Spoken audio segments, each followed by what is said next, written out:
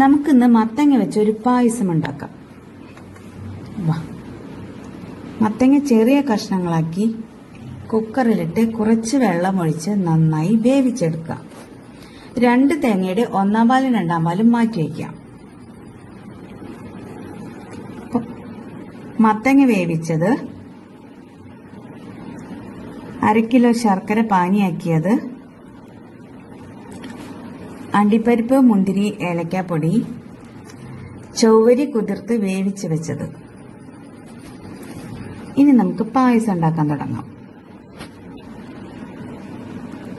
ഒരു ഉരുളി അടുപ്പിൽ വെച്ച് അതിലേക്ക് നെയ്യ് ഒഴിച്ച് വേവിച്ച മത്തങ്ങ അതിലേക്കിട്ട് നന്നായി ഇളക്കി ഉടച്ച് യോജിപ്പിക്കുക.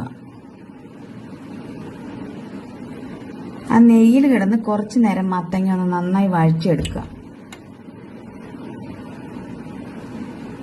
അതിനുശേഷം ശർക്കര ഉരുക്കിയതൊഴിച്ച് മത്തങ്ങ നന്നായി ഇളക്കി യോജിപ്പിക്കുക. കുറച്ചു നേരം നന്നായി ഇളക്കുക. അതിലേക്ക് ചൊവ്വരി വേവിച്ചതും കൂടി ഇട്ട് നന്നായി മിക്സ് ചെയ്യാം.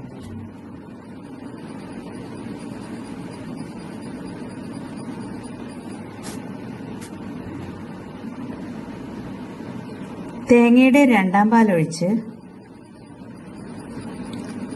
നന്നായി ഇളക്കി യോജിപ്പിച്ച് ഒരു നുള്ളു ഉപ്പുപൊടിയും കൂടി അതിലേക്ക് നമുക്ക് ചേർക്കാം.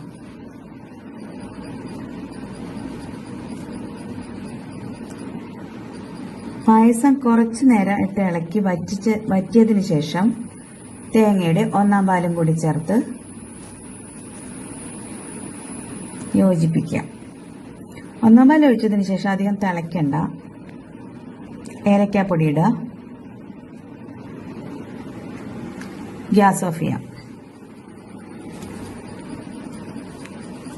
കുറച്ച് നെയ്യിൽ അണ്ടിപ്പരിപ്പും മുന്തിരിയും നന്നായി വറുത്ത് കോരിയെടുത്ത്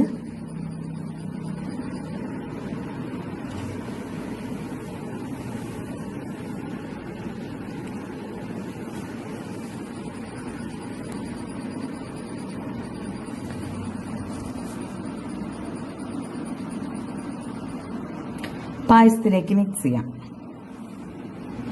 നമ്മുടെ സ്വാദിഷ്ടവും എളുപ്പവുമായ മത്തങ്ങ പായസം റെഡി. എല്ലാവർക്കും ഇഷ്ടപ്പെട്ടെന്ന് വിചാരിക്കുന്നു.